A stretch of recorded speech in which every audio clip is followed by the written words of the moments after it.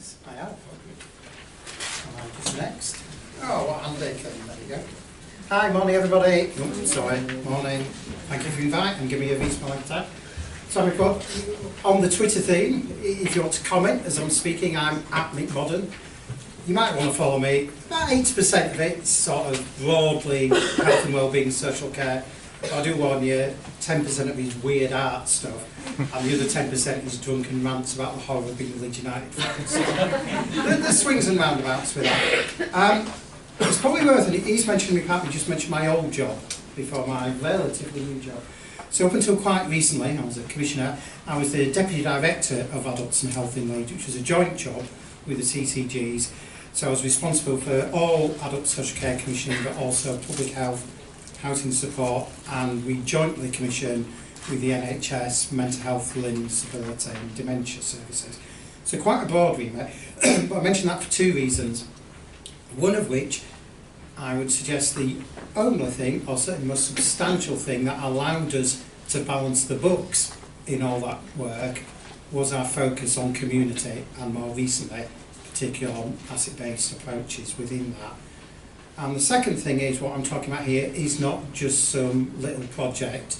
This is about a substantial shift in our thinking in Leeds, particularly in adults and health, but increasingly across the city as a whole, about using strength-based approaches. And so I was lucky enough for them to have some capacity to create this role, so I can have a particular focus around ABCD and how we can move that on in Leeds. So what do we mean by it? I mean, the first thing I would suggest is to just listen to me. There's a lot of stuff around, but my favourite thing, there's a nice 18-minute TED talk by a guy called Cormac Russell. Just Google that and he will take you through with his beautiful Irish accent around what's strong, not what's wrong, and the focus of that. But the two ways that make me understand it as not a big theorist, firstly this one, which is a quote from John McKnight, probably one of the founders of ABCD thinking, and he learnt this having spent a few years with some colleagues visiting many communities in North America. But what he universally found was massive strengths, despite those communities quite often being labelled with very negative terminology. And what he says is you can't know what a person or a community needs until they first know what they have. And of course there's two elements to that. The first of which is you can't be thinking of needs and needs assessments unless you first of all focus on what is actually there.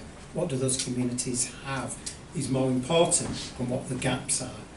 But crucially, it's about them understanding what they have. It's not about somebody externally doing that analysis. The community themselves have to have that ownership.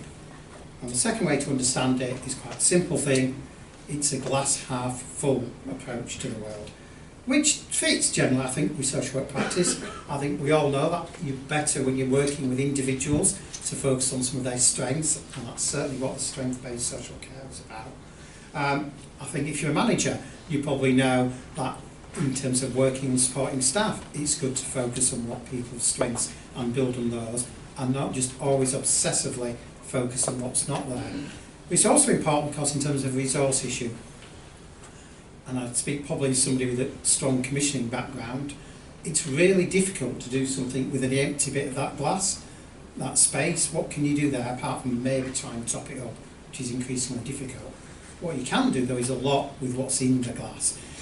So the heart of ABCD is moving away from that obsession with what's not there, what's wrong with individuals, what's wrong with communities, to what is there, what are their strengths. And that's the mind shift and the cultural shift you need to do in organisations for this to really work. The other way to understand it is this really nice sort of thinking about it. And what I really like about this, moving from a deficit to an asset-based approach, is actually you can apply this very much to your individual practice. So you can look at your daily work and think, and you have to be honest about this, how much do I spend on the left-hand side of this? And how can I move to the right? And you have to be brutally honest that we spend a lot of time left. You can actually do it as a team, you can do it as an organisation, as a director. You can actually apply it to a strategic plan, like the dementia strategy or the eye care strategy or the learning disability strategy. And by being honest, I'll just take you through where some of that is. I think generally the way we plan, and I would suggest this is wider in local authorities than social care, has historically focused on what's wrong with communities, and it has started with the deficiencies, and we want to start thinking more about the assets, because that's where you get your bang for your buck. We respond to problems. We're a reactive organisation. Linda's sort of talking about that. This is about shifting to focusing on looking all the time for those opportunities, finding those strengths. And of course we do like to provide services, don't we? This is instead focusing on people as citizens, moving away from that notion that service land is the answer to everything, and thinking what can you do around people as citizens, and moving away from that role of agencies, be that ourselves or the independent sector, and I would include much of the third sector in this, to actually the role of civil society and what can we do within those communities. And also I would argue you need to move away from a focus on individuals. That's quite a thing in social work, because there's been that focus so much on personalisation. And I was a champion of elements of that. In Leeds, I set up direct payments in Leeds just before they were legal, because we thought that was an exciting option and a change, particularly for that group of people with high care needs, getting them out of care homes, really crappy care packages, and it was incredibly liberating. But I think there's been a downside on focusing on just entirely individuals, because it's about them sorting out their problem, where actually people quite often have commonalities about their problems. You think about disabled people and taking a more social model approach, it was about a collective approach, but increasingly it's about thinking about people as part of communities, because that's where the solution lies. And there's some interesting stuff coming out of health at the moment that's actually saying that the smallest unit of health is actually a community, it isn't an individual. So if they can start to have that thinking, I think we can. And of course, stopping people as clients and consumers, and seeing them as those citizens, and that co-production, that is really key. Not seeing people as passive, not trying to fix people all the time, but to help people to take control. And my goodness, do we like a programme? We like to set up programmes for people more complicated than that, or more natural, and I think this fits very much in terms of strength-based social care. It is seeing people as the answer and finding that space for that to happen. I'm going to read out this quote, because this for me was probably when I really started to get this, because there are two elements. And it's by Edgar Kahn, who's both a civil rights lawyer and the guy who invented time banks, so that's a heck of a CV to have, I think. So no society has the money to buy, at market prices, what it takes to raise children, to make a neighbourhood safe, to care for the elderly, make democracy work, or address systematic injustices. The only way the world is going to address social problems is by enlisting the very people who are now classified as clients and consumers and converting them into co-workers, partners and rebuilders of the core economy. So that second half is very much, I think, linking into one of the workshops later about co-production. I would suggest it in part goes further than co-production and is actually about what you can do to make stuff community-led and citizen-led, but co-production is a clear tool in doing that. But I think the first bit is really important, and for me that partly answered what Lynn was saying about there are dangers in some of the ABCD, where that people think it's about us pulling up the drawbridge and walking away, going, oh, we ain't got money anymore, we can't do anything anymore, go sort yourselves out. And I have seen ABCD terminology appearing in various strategic documents or in various organisations who have not got ABCD at their heart, and that really worries me. But what this says is that, you know what, some of these things we should have never been doing. And I take some personal responsibility here. I managed a day centre in Leeds for nearly 10 years for young disabled people. And this idea that you could solve the discrimination that those young disabled people got, that isolation, by shoving them in special buses and driving them 7 miles in Leeds to do a whole range of activities in this special day centre was insane. Which is why we worked internally to shut that down a few years ago and use the funding to set up the Centre for Integrated Living. I would argue the same, much of the daycare that still goes on across the country, be that for older people or some of the more traditional stuff that you still get in mental health services and learning disabilities. The very notion, for example, that you tackle loneliness and isolation by driving people across the city to sit together is insane.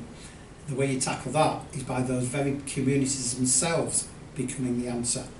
That's a more difficult ask in some ways, but only if you think of very traditional ways of working and service land. And this is why we're doing it, not because of the economics, although, as I will come back to, there are some economic benefits. So in promoting ABCD, our thinking now in Leeds is in these three areas. A pure model about ABCD, thinking about it as a way of working, and at least doing it as an approach. And I'll start with a model, which I can get a bit obsessed with, you know, because this is where we have seen the real impacts, really. And this is where we got the learning from people like Cormac, from John McKnight in the States and so on, about putting this as a fairly simple model to test out whether you're going to have a difference within those communities. So the only bit of funding this takes really is a community builder. So you fund, one post generally works, in quite a small neighbourhood. It has to be a natural neighbourhood, and I would argue very strongly that they're probably best placed within a community organisation, third sector organised that neighbourhood. But I have seen, you know, sort of local area coordination work, doing that in the local authority. Bristol does some really interesting work doing it within their communities directly. For Leeds, it worked much better in small third sector organisations. And they need to be part of an organisation, because this is classic elements of it, 70s community work.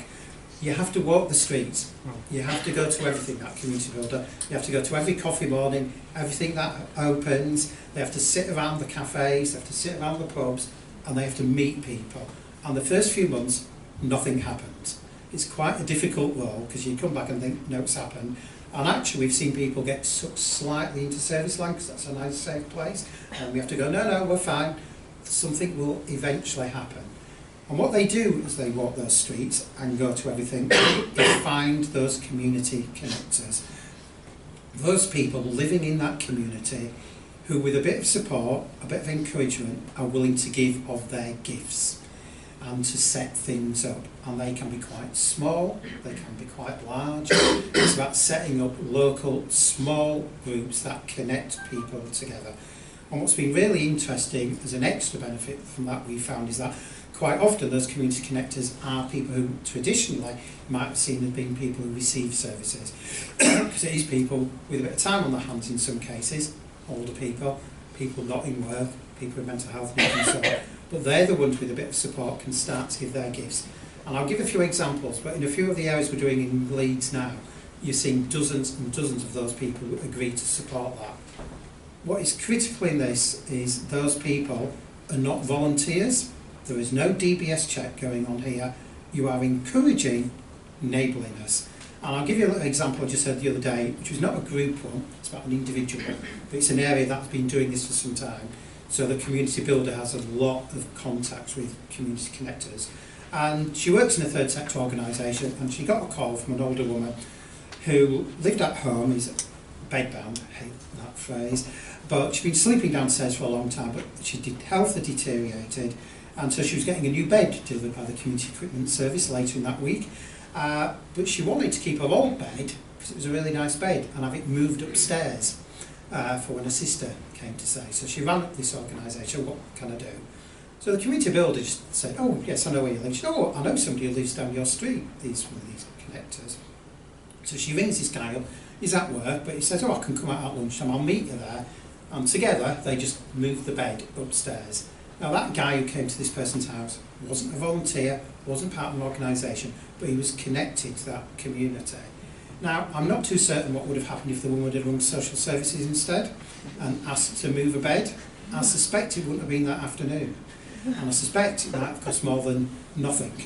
And that's where we begin to see those massive connections, as well as some of the groups that are forming. The other critical thing is to ensure you start to map the assets in that community. And by assets, I don't mean just the library and the sports centre. And it also has to be bottom up.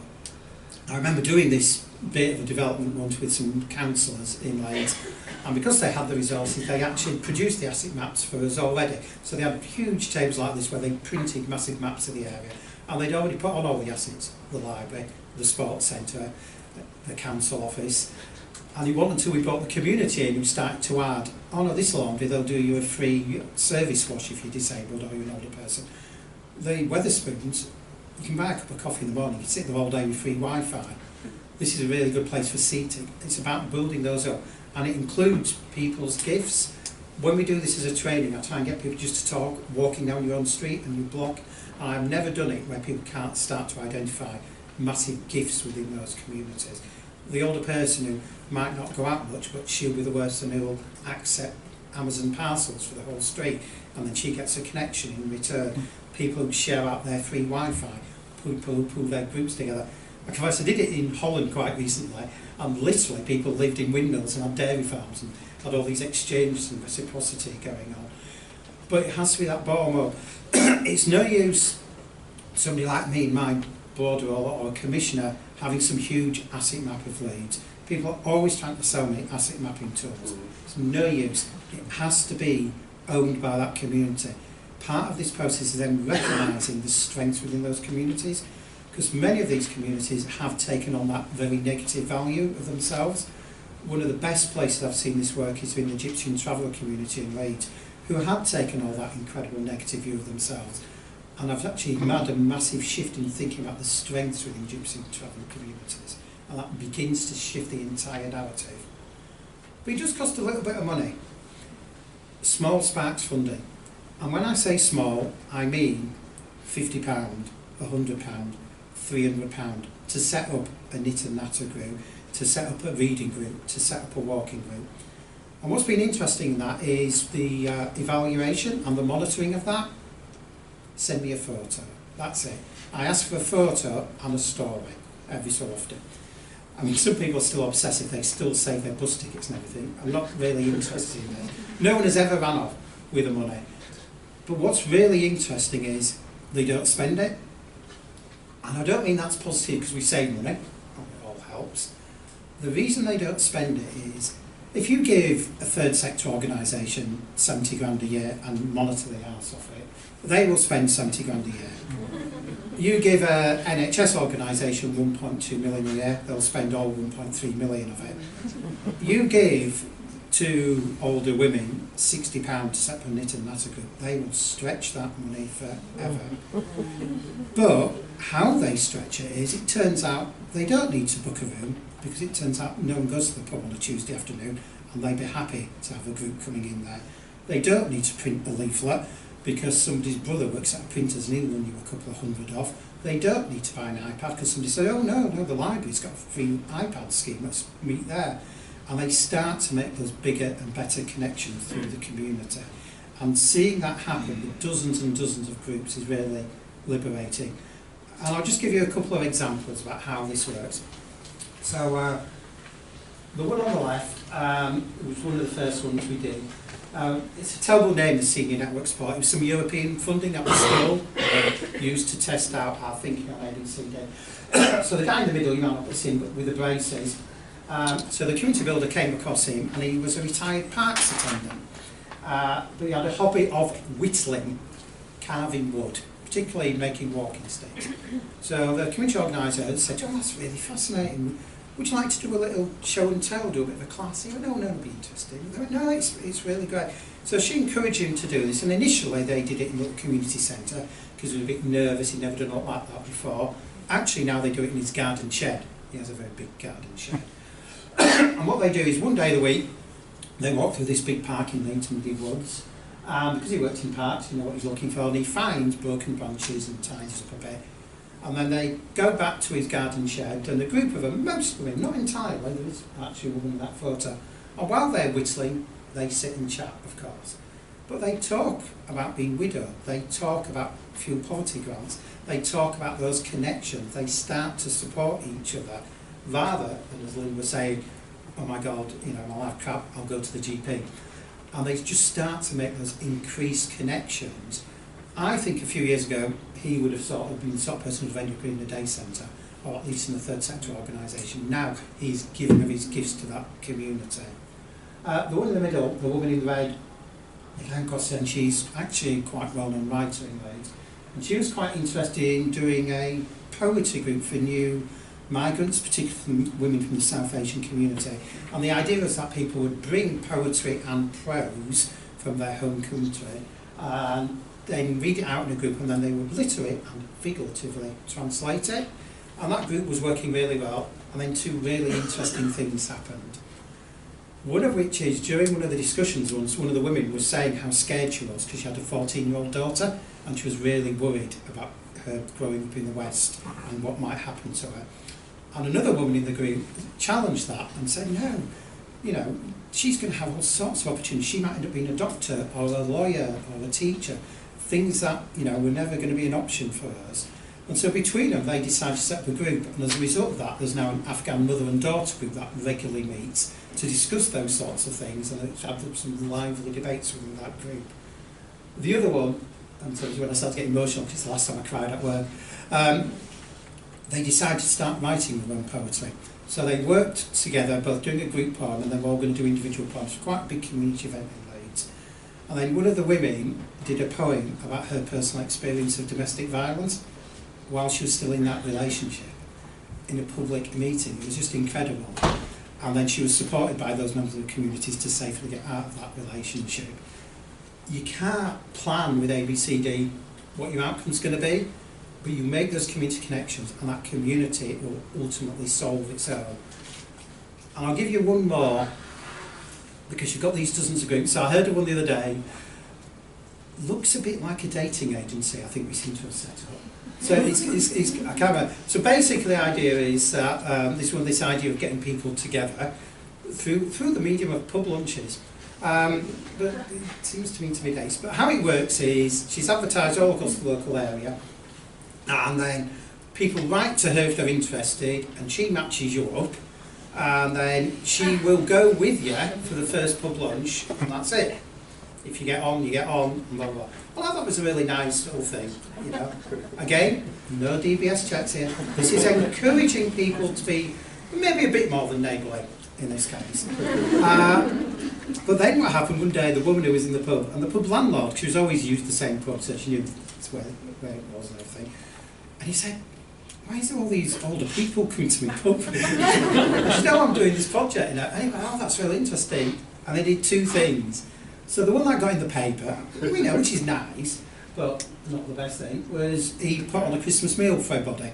So everybody who'd been in the scheme, he said, well, why don't you all have a massive meal together? You know, I'll clear the pub out, I can do 40 meals for you. And that was a really nice thing, it would be a bit of community building. But the other thing he did, he put a sign in the pub in one of the corners, and he put a couple of tables together, and it just simply said, if you like to talk, sit here. And that was it. Not if you're lonely, not if you're isolated, just to encourage people who might go into a pub and go, well, that was a safe place to sit and chat.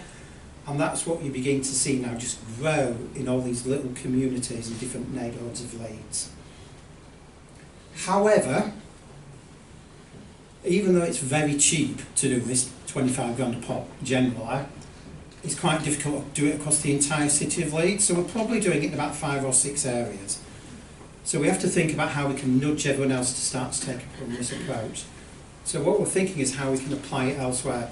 So one of the things that allowed Leeds to do this is the jewel in the crown of Leeds, the neighbourhood networks.